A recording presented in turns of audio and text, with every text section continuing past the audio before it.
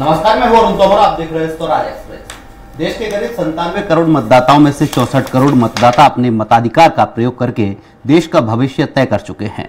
महीनों की तैयारी और 6 हफ्ते तक चले चुनावी अभियान के बाद लोकसभा चुनाव के लिए वोटों की गिनती शुरू हो गई है और शुरुआती रुझान सामने आने लगे हैं। क्या बीजेपी की अगुवाई वाला एनडीए तीसरी बार सत्ता में लौटेगा? क्या विपक्षी इंडिया ब्लॉक प्रधानमंत्री मोदी को टक्कर दे पाएगा या फिर कुछ नया सरप्राइज होगा? इन सारे सवालों के जवाब मिलने जा रहे हैं। हालांकि रुझानों के मुताबिक प्रधानमंत्री नरेंद्र मोदी हैट्रिक लगाने जा रहे हैं। यदि ऐसा होता है तो वो देश के प्रथम प्रधानमंत्री जवाहरलाल नेहरू की बराबरी कर लेंगे। जी हां, इसके पहले नेहरू ही ऐसे इकलौते नेता रहे हैं जिनके नेतृत्व में कांग्रेस पार्टी ने लगातार 3 बार चुनाव जीता था। बहरहाल भाजपा से अटल बिहारी वाजपेयी भी लगातार 3 बार प्रधानमंत्री बने थे। यह और बात है कि 5 साल का कार्यकाल तीनों मर्तबा पूरा नहीं कर पाए थे। खैर, अब बात करते हैं मौजूदा रुझानों की, तो लगभग यह स्पष्ट होता जा रहा है कि मोदी तीसरी बार सत्ता में एनडीए की ताजपोशी करवाने जा रहे हैं।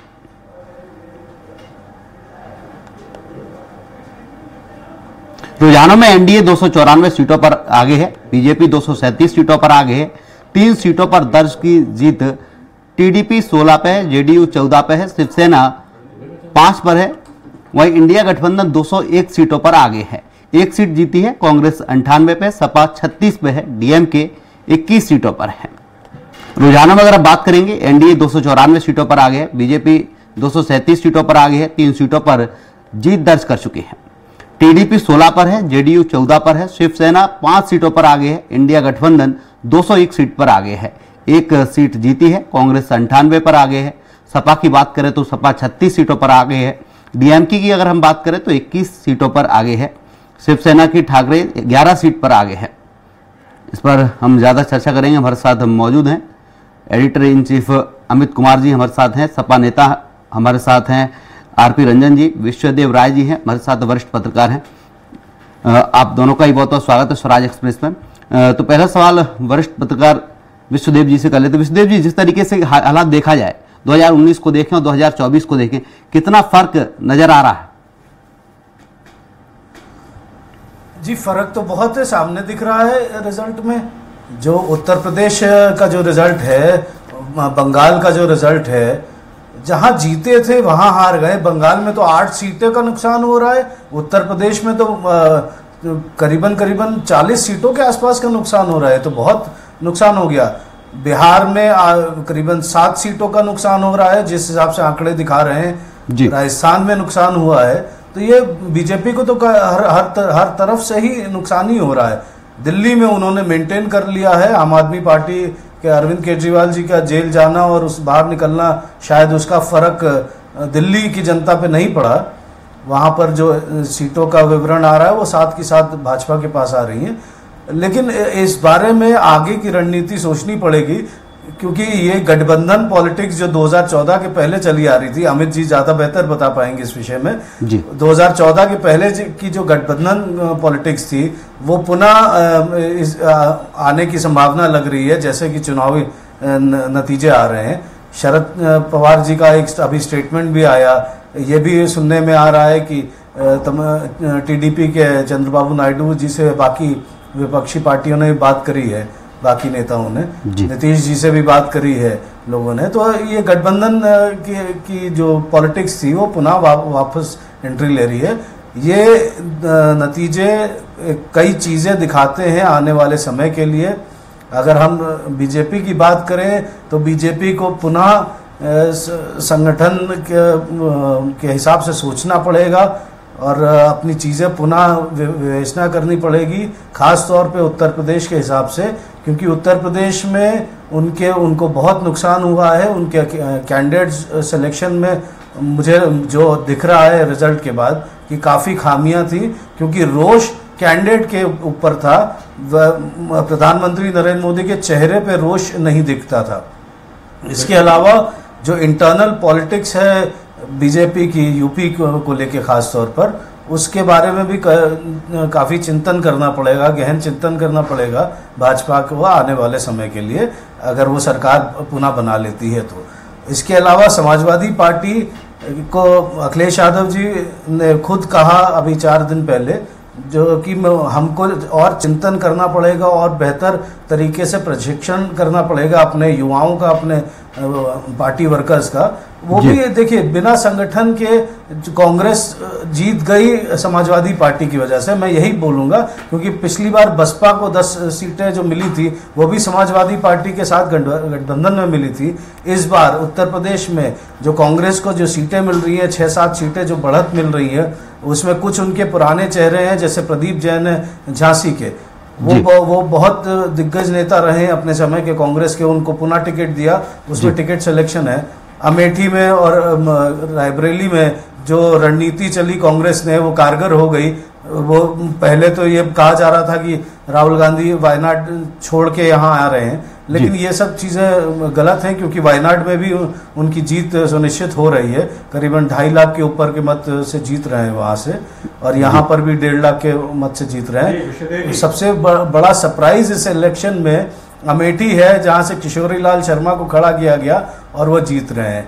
तो ये चीज़ें हैं इस चुनाव में। विश्लेषण आने वाले दौर में हम लोगों को भी करना पड़ेगा, और हम लोगों को खास तौर पे मीडिया को आत्ममंथन करना पड़ेगा कि कैसे हम लोग जो बोल देते हैं या समीक्षा करते हैं उसमें कैसे संशोधन करें और बेहतर तरीके से काम कर सकें। जी, ठीक है, आपने कहा कि किस तरह से बेहतर तरीके से काम करना चाहिए, लेकिन एक और इसमें बात आई है कि जो एक बात चलती थी कि रीजनल पार्टीज जो हैं, कांग्रेस पार्टी खत्म हो रही है, रीजनल पार्टीज का अस्तित्व नहीं बचा, लेकिन इस बार के चुनाव में 2 महत्वपूर्ण चीजें आई हैं। एक, समाजवादी पार्टी का यूपी में जिस तरह से उन्होंने अपना परफॉर्मेंस दिया है, और दूसरा आंध्र प्रदेश में तेलंगाना टीडीपी का जिस तरह से एक टीडीपी की वापसी हुई है। तो दोनों जहां ये माना जाए कि एक प्रकार से क्षेत्रीय दलों का भी वो महत्वपूर्ण एक भूमिका रही है, और लगातार ये कहा जाए कि उनने अपनी जो भूमिका अदा की है, आम आदमी पार्टी की पिछले बार से सीटें बढ़ी हैं, ये भी इस बार देखने को मिला है।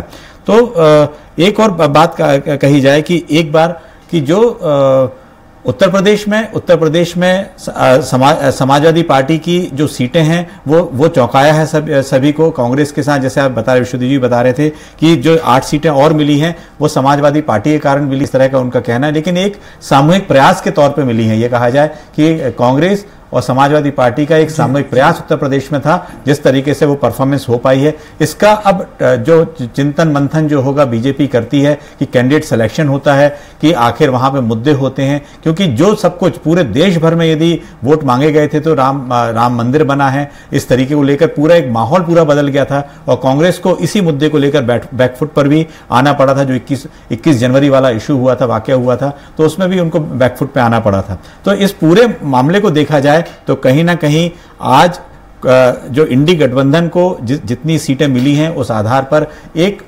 देश में जो लोकतंत्र कहा कि आज जिस तरह से लोकतंत्र का उत्सव है, उसमें जो पार्टिसिपेशन है, उसमें कम से कम आज जो आरोप प्रत्यारोप ईवीएम को लगने चाहिए, आज दिन भर कहीं नहीं लगे हैं। आज हम सुबह से इस डिबेट में देख रहे हैं। तो एक बात तो बिल्कुल सही है कि कम से कम उस दिशा में हमारे देश का लोकतंत्र बढ़ रहा है, जिसमें सबका पार्टिसिपेशन है और एक विश्वास जागा है, ये जरूर कहेंगे।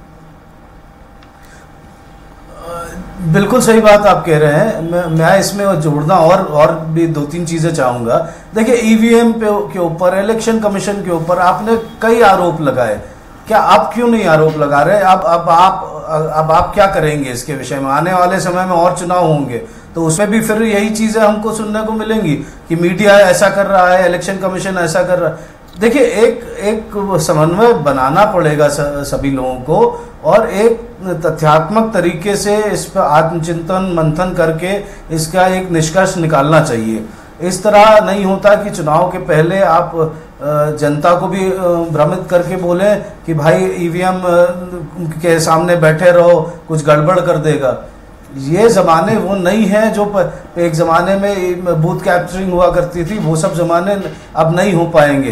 ये 21वीं सदी की दुनिया है, इसमें ऐसे सब काम नहीं होते हैं। करना पड़ेगा, हम मीडिया के लोग हर वो चीज भी दिखाएंगे जो गलत होगी, ऐसा नहीं है।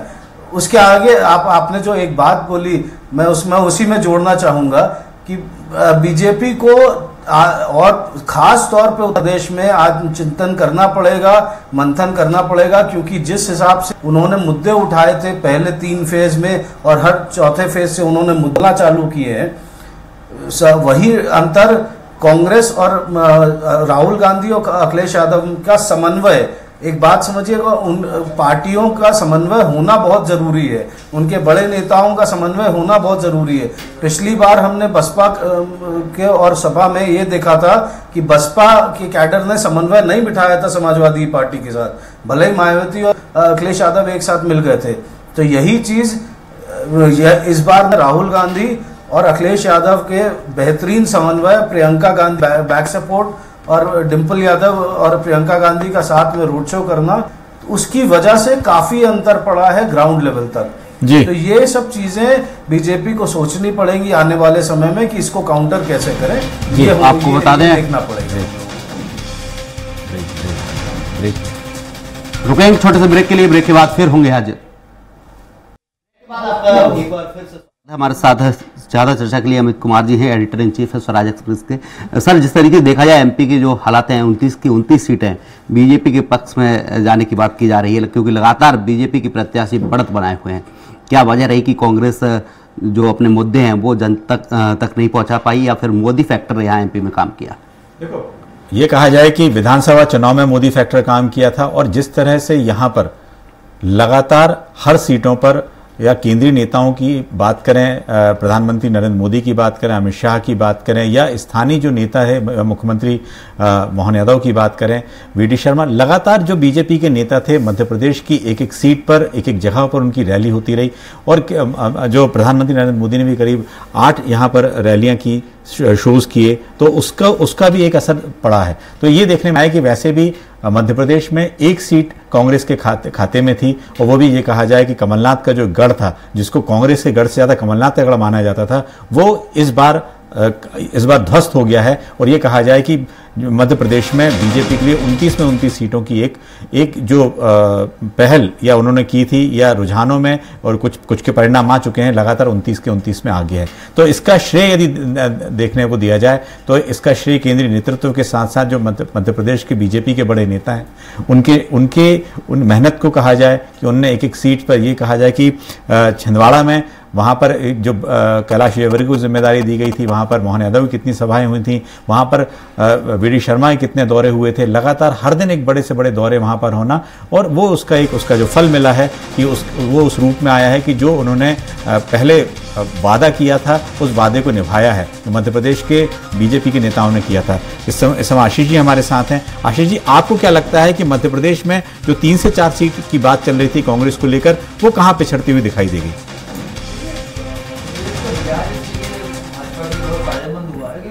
क्योंकि लोकसभा चुनाव के ठीक पहले जो विधानसभा का चुनाव हुआ था, उसमें भी तमाम संभावनाओं और अनुमानों और आकलन के बावजूद भी कांग्रेस को बुरी तरह से पराजय मिली थी। तो वो मध्य प्रदेश का जो माइंडसेट है, जो मतदाताओं का माइंडसेट है, वो उसी वक्त सामने आ रहा था कि ये लोकसभा चुनाव जो है बहुत कठिन हो जाएगा कांग्रेस के लिए। और दूसरी बात यह है कि कांग्रेस ने जो चुनाव लड़ा, उसके सामने जो बीजेपी का जो चुनाव लड़ने का तौर तरीका है, फिर क्योंकि सत्ता में है तो उनका अपना अपर हैंड है, उनका संगठन मध्य प्रदेश में बहुत मजबूत है, मध्य प्रदेश को भाजपा आरएसएस की लेबोरेटरी कहा जाता है। तो वो सारी चीज़ें जो हैं, वो सारी चीज़ें धीरे धीरे जुड़ती चली गई, और कांग्रेस जो है उतनी बेहतर प्रत्याशी, मतलब जितने भी ठीक ठाक प्रत्याशी उसने उतारे, उसके बावजूद भी वो चुनौती में नहीं पाई। तो ये बहुत पहले से ऐसा लग रहा था कि मध्य प्रदेश में अगर बहुत अच्छी कोई खुशकिस्मती भी कांग्रेस की हुई तो 1 या 2 सीट ही ले पाएगी, लेकिन वो चीज़ भी जो चली गई। और ख़ासतौर पर छिंदवाड़ा का जाना साफ तौर पर बताता है कि कांग्रेस का जो सबसे बड़ा गढ़, जो इमरजेंसी में जो आ गया था, जो जीत गए थे, वो अगर कांग्रेस के हाथ से सरक रहा है तो फिर मध्य प्रदेश की कोई भी सीट जीतना बड़ा ही चमत्कार हो जाएगा बस आखिरी घंटे। बिल्कुल आशीष जी, लेकिन इसमें एक बात और मैं जोड़ना चाहूंगा कि छिंदवाड़ा की सीट को लेकर जो उम्मीद थी, वो ये कहा जाए कि कांग्रेस ने वहां पे मेहनत नहीं की। कमलनाथ लगातार अपने बेटे नकुलनाथ के लिए लगातार लगे रहे। कांग्रेस की तरफ से कोई ये कहा जाए कि उनके केंद्र की ओर से कोई बड़े नेता आए हों, या मध्य प्रदेश से कोई वहाँ नेता गए हों चुनाव प्रचार के लिए, इस तरह से कोई वहाँ गया नहीं। और ये कहा जाए कि वो एक कमलनाथ का गढ़ था और उनके ही भरोसे छोड़ दिया गया था, क्योंकि राहुल गांधी की जो इस बार यात्राएं बाकी सब जिलों में हुई, लेकिन जो उनका छिंदवाड़ा में वहां नहीं हुई। एक बात यह है कि जो आशानुरूप मध्य प्रदेश की बात करें या उत्तराखंड की बात करें या छत्तीसगढ़ की बात करें, यहाँ बीजेपी की परफॉर्मेंस बिल्कुल वैसी ही रही है। लेकिन दूसरी ओर यदि देखा जाए तो उत्तर प्रदेश की बात हो या पंजाब की बात हो या हरियाणा की बात हो या ये देखा जाए कि किस तरह से महाराष्ट्र हो या पश्चिम बंगाल हो, यहां पर बीजेपी की परफॉर्मेंस वैसी नहीं रही, क्योंकि जो उम्मीद की जा रही थी उम्मीद से ही बहुत कम मिला है। तो इसका आप क्या कारण मानते हैं? देखिए, कमलनाथ की अगर हम यहाँ से शुरू करें, बात थी छिंदवाड़ा की, तो कमलनाथ के साथ जो एक घटनाक्रम जुड़ा था कि वो भाजपा में जा रहे हैं और फिर नहीं जा रहे हैं और सब तमाम तरह का बहुत बड़ा एक बवंडर खड़ा हो गया था। तो वो सारी परिस्थितियों को देखते हुए वहाँ पर जो स्थानीय समीकरण बने बिगड़े, वहाँ के लोग आए, दूसरी जगह से दूसरे दल के लोग भी आ गए भाजपा में सब, तो वो जो सारी कहानियाँ थी वो तभी से इशारा कर रही थी कि वो स्थिति प्रतिकूल है। दूसरी बात यह है कि कमलनाथ को ने चुनाव जो है छिंदवाड़ा में अपने गढ़ की तरह और अपने हिसाब से हमेशा लड़ा है, तो बहुत ज़्यादा उनके लिए कोई सपोर्ट की ज़रूरत कभी भी ऐसी पड़ती नहीं थी। और फिर लोकसभा चुनाव में चूँकि सारी सीटों पे चुनाव होता है तो इसलिए ज़रूरी नहीं है कि कहीं कांग्रेस एक सीट पर बड़े नेता वहाँ फोकस कर पाते हैं। तीसरी बात ये थी कि खुद कहीं ना कहीं हाईकमान भी इन सब चीज़ों से बहुत खुश नहीं था जो कमलनाथ के साथ पेश आए, कमलनाथ से जुड़ के चली थी कि वो बीजेपी में जाएंगे, उनके समर्थक दिल्ली में जमा हो गए। तो बहुत सारी चीज़ें थी। कमलनाथ को सबसे पहली सूची में टिकट दिया गया था नकुलनाथ को कांग्रेस ने, और बस यही कांग्रेस का वो था कि वो अपने मैकेनिज्म से इस चुनाव को जीते। तो यहाँ तक तो ठीक है। बाकी अगर हम दूसरे राज्यों की बात करते हैं, महाराष्ट्र की या दूसरे राज्यों में, छत्तीसगढ़ की ही बात कर लें, तो छत्तीसगढ़ में भी ये स्थितियाँ थी कि वहाँ पर भी कांग्रेस बुरी तरह से विधानसभा चुनाव में पीछे रही थी। तो वही माइंडसेट, वही माइंड गेम जो है बीजेपी के साथ था, जो कांग्रेस पर हावी होने का मौका दे रहा था। बिल्कुल तो, जी। लगातार ये है कि एक तो जिस तरह से जो अब रुझान है कुछ नतीजों में तब्दील हो रहे हैं, लेकिन 295 और बीजेपी की यदि सीटों का करें तो बीजेपी जो 240, 241, 242 के आसपास लगातार कुछ समय से लगातार बनी हुई है। तो लगता है कि यदि बीजेपी का सेटलमेंट इस 245 या 240 के आसपास होता है तो बीजेपी के लिए बड़ी मुश्किल का सामना करना पड़ेगा, क्योंकि आज प्रधानमंत्री मोदी जरूर 7 बजे हो सकता है वो उनका भाषण पार्टी दफ्तर पहुंचे तो उनका भाषण हो या अपनी बात रखें वो जनता के सामने, और कल हो सकता है राहुल गांधी की प्रेस कॉन्फ्रेंस हो कि उनका मनोबल कांग्रेस पार्टी का बढ़ा है। तो इस पूरे सिनेरियो को देख के लगता ये है क्या एक बार फिर गठबंधन का दौर शुरू हो गया है, जो कम से कम 10 साल तक बीजेपी का दावा था कि वो उन्होंने अपने दम पे सरकार चलाई है, गठबंधन देश में जरूरत नहीं है। उसका एक असर और आशीष जी आपको बताएं कि उसका एक असर जो शेयर मार्केट पे पड़ा था, करीब 6000 पॉइंट शेयर मार्केट के भी गिर गए। तो इस सबको देखते देखते लगा कि गठबंधन का दौर यदि शुरू होगा तो शायद देश के लिए उतना बेहतर नहीं है।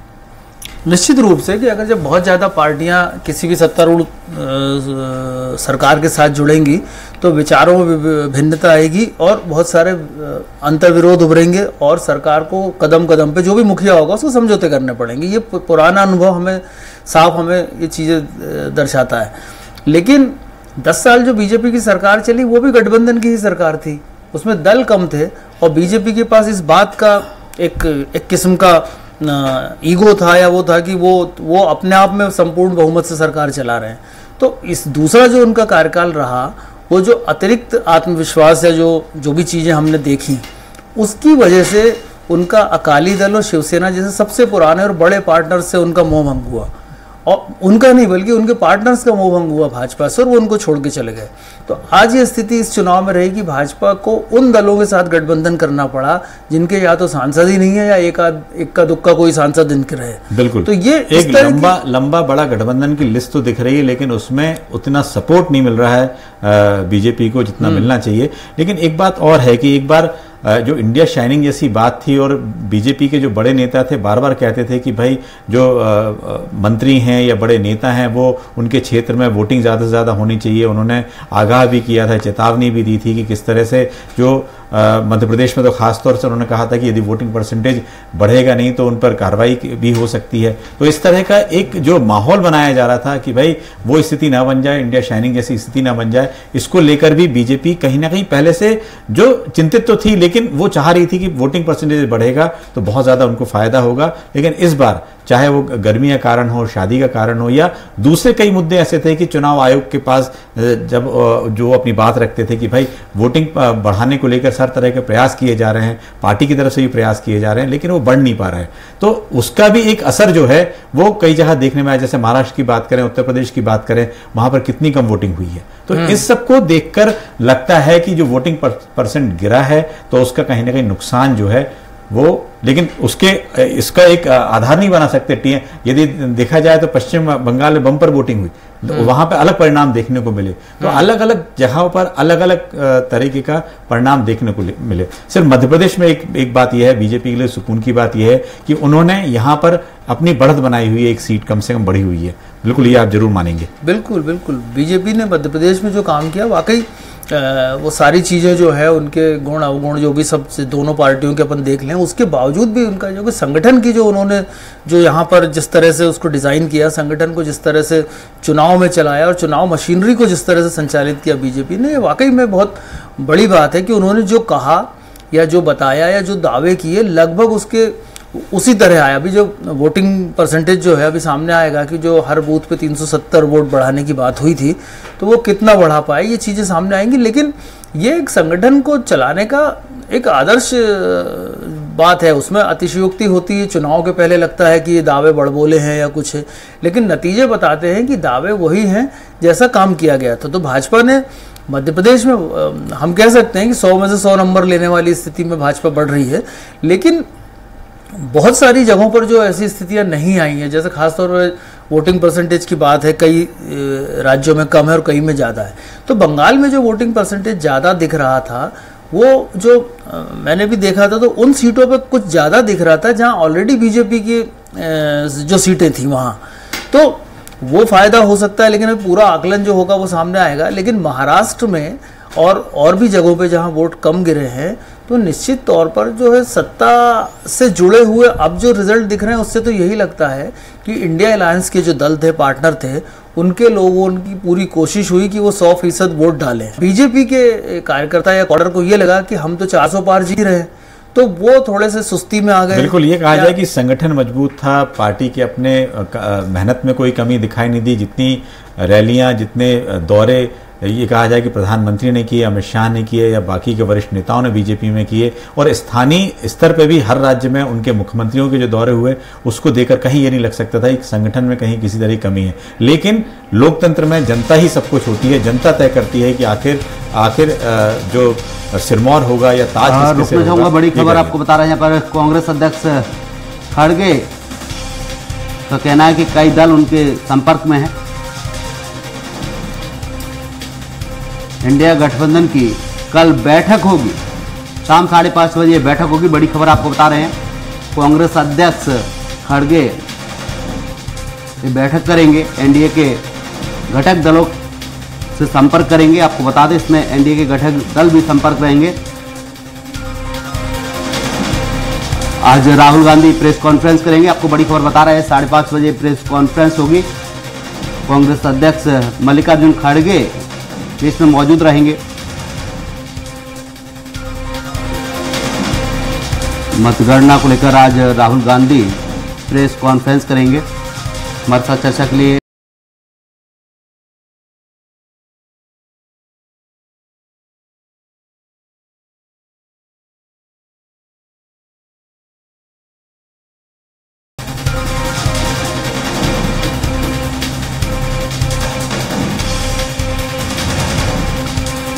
आज शाम राहुल गांधी प्रेस कॉन्फ्रेंस करेंगे। एनडीए घटक उनके संपर्क में है। आपको बता दें, नीतीश कुमार कोई बड़ा फैसला ले सकते हैं। बड़ी खबर आपको बता रहे हैं कि नीतीश कुमार कोई बड़ा फैसला भी ले सकते हैं। बिल्कुल, आरजेडी की तरफ से बयान है कि नीतीश कुमार कोई बड़ा फैसला ले सकते हैं। चर्चा शुरू करते हैं आशीष जी। आशीष, जिस तरीके से देखा जाए नीतीश कुमार को लेकर चर्चा है कि नीतीश कुमार कोई बड़ा फैसला ले सकते हैं। अगर नीतीश कुमार फैसला लेते हैं, इंडिया गठबंधन के पक्ष में आते हैं, तो क्या माहौल रहेगा फिर?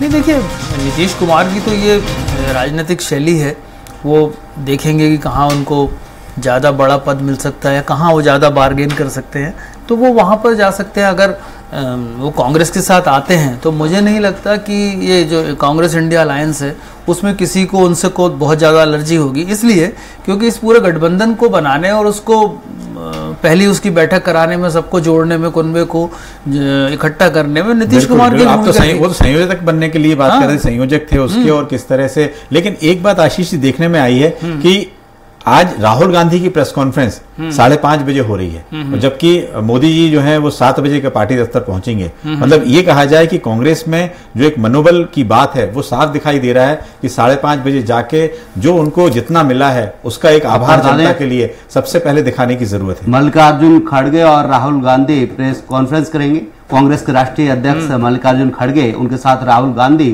प्रेस कॉन्फ्रेंस करेंगे, दोनों संयुक्त रूप से प्रेस कॉन्फ्रेंस करेंगे जी।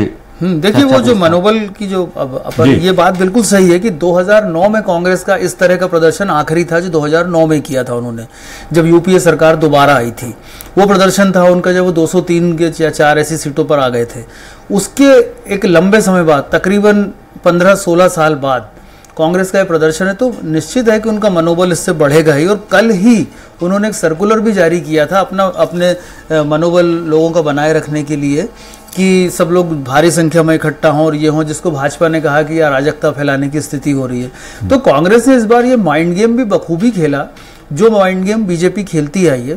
कांग्रेस ने आखिरी तक, उसके नेताओं ने, उसके अलायंस पार्टनर्स ने भी ये दावा करना नहीं छोड़ा कि बीजेपी सरकार में नहीं लौट रही है। दूसरी बात, कल जो उनके सर्कुलर थे कि इकट्ठे हो जाए और हम जीतेंगे और ये होंगे, और फिर 295 का जो राहुल गांधी ने सिद्धू मूसेवाला के गाने से इंडिकेट किया था, तो ये सारी चीजें हैं, उनका जो मनोबल है वो बना रखा। और अभी भी ये स्थितियां हैं कि अगर दलों की निष्ठाओं में या इस तरह की चीजों में, नेताओं में कुछ परिवर्तन होता है तो कांग्रेस के चांस अभी बहुत पूरी तरह से समाप्त नहीं होंगे। भले बीजेपी बहुत आगे है, लेकिन अभी इसे बहुत सारे उतार चढ़ाव हो सकते हैं। ममता बनर्जी का रुख होगा, खुद चंद्रबाबू नायडू भी जो है कांग्रेस के पार्टनर रह चुके हैं पिछले चुनाव में, तो और नीतीश कुमार तो हैं ही।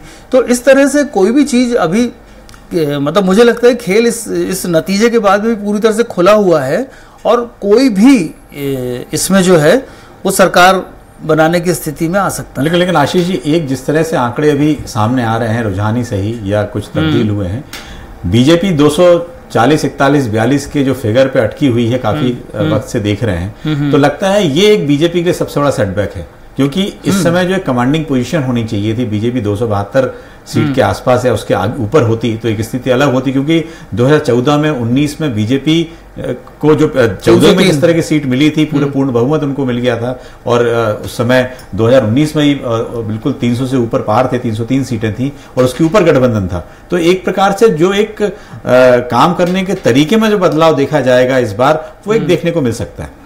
हाँ, बिल्कुल बिल्कुल। अगर बीजेपी सरकार में लौटती है तो बीजेपी का जो रौब था या बीजेपी का जो एक बड़े भाई वाला जो रोल था वो कमजोर होगा। बीजेपी भले ही 240 सीट पे है, 242, 44 हो जाए या इससे कम हो जाए, जो भी हो जाए, भले बड़ा दल वो अपने अलायंस में रहे, लेकिन उसको अब दूसरे नेताओं की बातों को भी उतनी ही तवज्जो देनी होगी जितनी वो नेता चाहते हैं। क्योंकि देखिए, यही बात नहीं मिलने से, यही वजन नहीं मिलने से ही उद्धव ठाकरे और अकाली दल इनसे अलग हुआ था।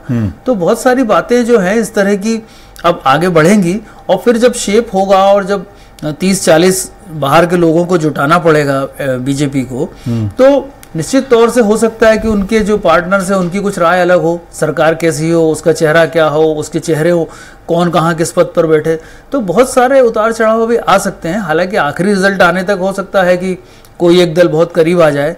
तो अगर बीजेपी बहुत करीब तक आ जाती है बहुमत के आंकड़े के, जहां पर उसको छोटा मोटा समर्थन की जरूरत हो, तो वहां तक तो मुझे लगता है कि कोई बहुत ज्यादा आमूल चूल परिवर्तन नहीं होगा। लेकिन 250 से कम, यदि 250 सीटों से कम यदि कहीं पे अटकती है, बिल्कुल, तो उसको फिर जो है अपने जो बाकी पार्टनर्स हैं उनकी बात माननी होगी। नतीजों को लेकर राजनीतिक नेताओं की बाइट सामने आ रही है, राजनीतिक नेताओं का क्या कुछ कहना, सुनवाते हैं।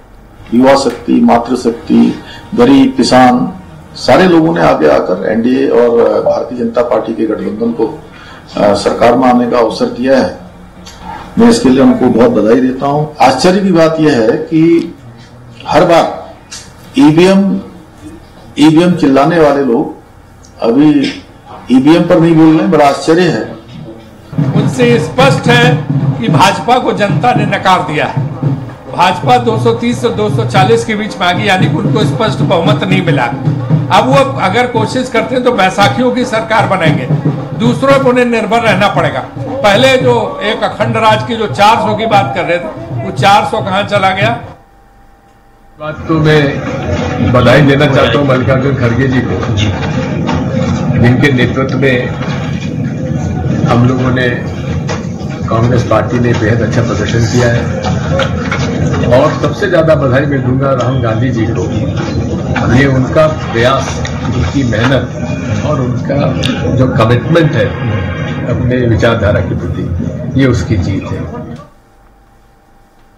विपक्ष ने जिस तरह से अंतिम में जो कुचक्र चला था, जिस ढंग से एक अफवाह चलाई गई कि साहब संविधान बदल देंगे, बाबा साहब अम्बेडकर के संविधान को बदल देंगे, उस हालात में मैं समझता हूं कि भारतीय जनता पार्टी अच्छी लीड उत्तराखंड में ले रही है। हम एक सीट जीत गए, एक सीट हार गए, 1-1 हो गया है। मैं पूरे गोवा की जनता का आभार व्यक्त करता हूं। और जिस तरह से लोगों ने हमें नॉर्थ गोवा में 1 लाख प्लस मार्जिन से हमने यहाँ का सीट जीता है, इसलिए मैं लोगों का आभार व्यक्त करता हूं।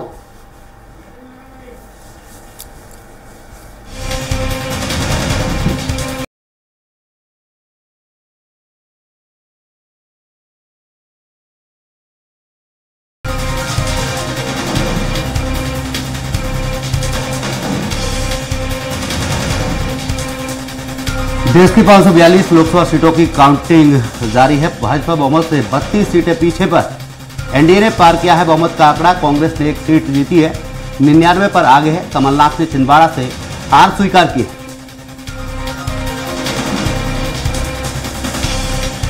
आशीष, जिस तरीके से देखा जाए, छिंदवाड़ा से कमलनाथ ने अपनी हार स्वीकार कर ली है, क्योंकि लगातार नकुलनाथ पीछे चल रहे थे। काफी जो वोटों का रेशियो था वो भी बहुत ज्यादा था। हाँ बिल्कुल, ये चुनाव जो है शुरू से उनके लिए टफ था।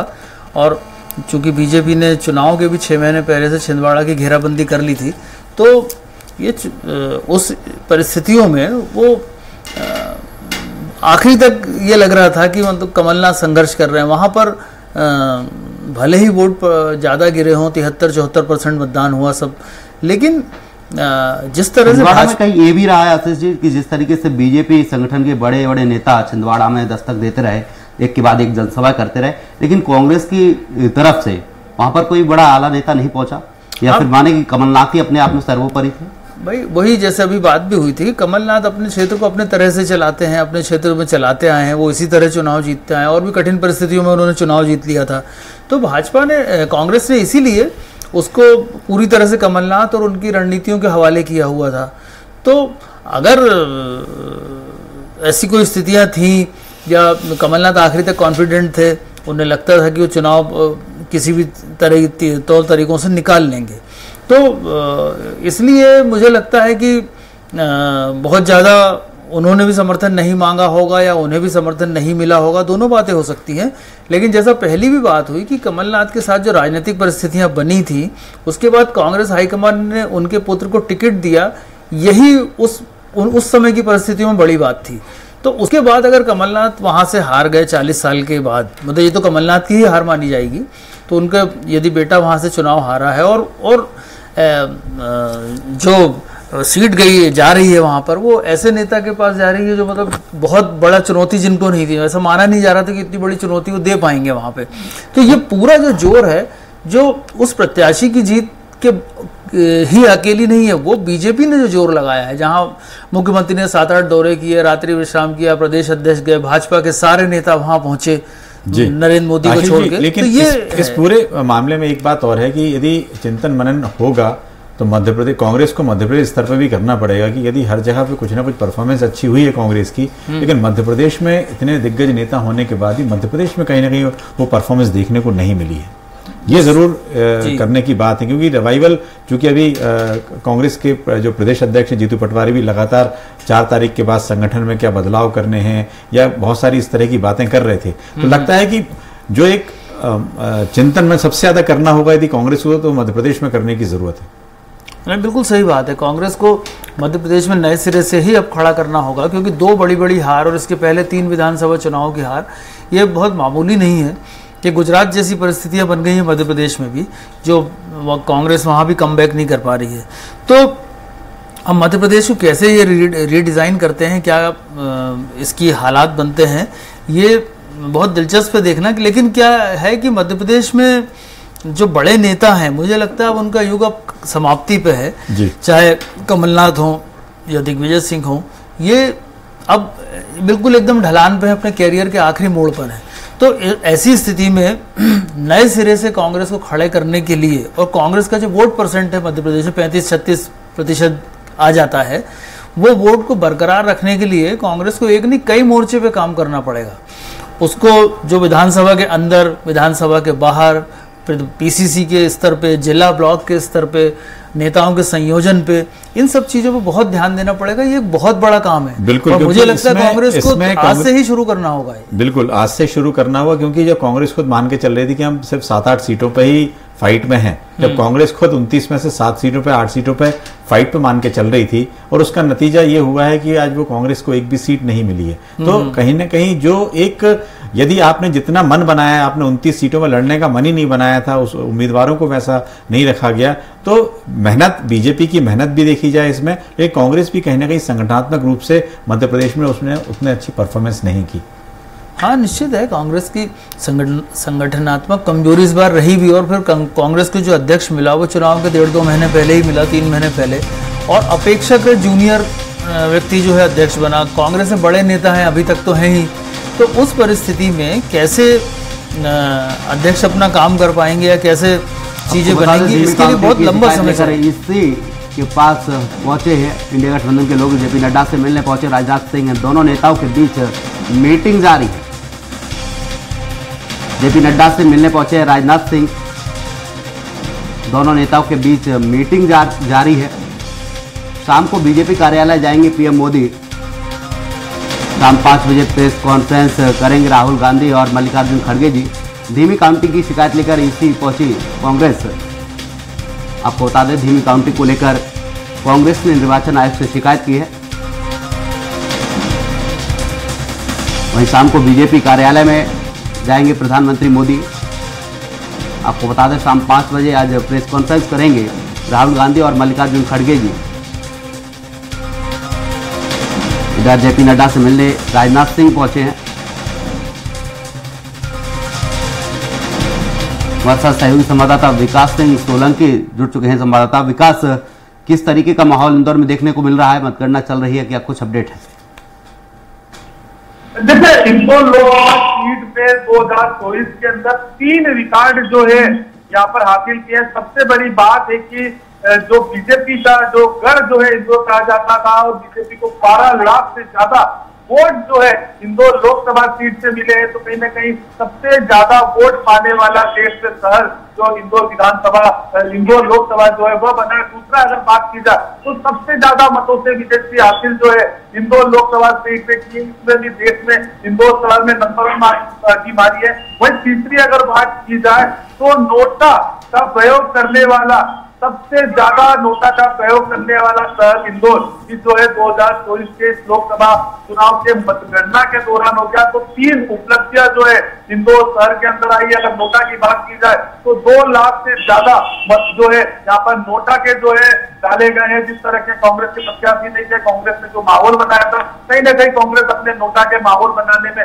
कहीं ना कहीं जो है लोगों के सामने जा पाई, और कहीं ना कहीं नोटा का एक माहौल, यही कारण है कि 2 लाख से ज्यादा मत जो है यहाँ पर जो है नोटा को मिले। वही अगर बात की जाए तो देश में सर्वाधिक जो अंतराल का मामला है जीत की, अगर बात की जाए अंतर का, तो पूरे देश में इंदौर शहर जो है बीजेपी के वोटिंग प्रतिशत से लेकर सबसे ज्यादा जो मतों से जीतने वाला जो लोकसभा सीट है वह भी बन गया है। तो एक अलग ही माहौल है। अगर बात की जाए तो बीजेपी कार्यकर्ता झूमते गाते नजर आ रहे हैं कहीं ना कहीं इस जीत के अंदर। जिस तरह से मध्य प्रदेश के अंदर क्लीन स्वीप करते हुए भारतीय जनता पार्टी करती है, 29 सीटें जो है भारतीय जनता पार्टी अलग ही उत्साह जो है यहाँ बीजेपी के कार्यकर्ताओं के अंदर नजर आ रहा है। बिल्कुल विकास, जिस तरीके से देखा जाए मतगणना चल रही है, लगातार आप इस खबर पर अपडेट बना रखिएगा। जैसी जानकारी मिलती है, अपडेट मिलता है, हम तक पहुंचाएगा। रुकेंगे एक छोटे से ब्रेक के लिए, ब्रेक के बाद फिर होंगे हाजिर।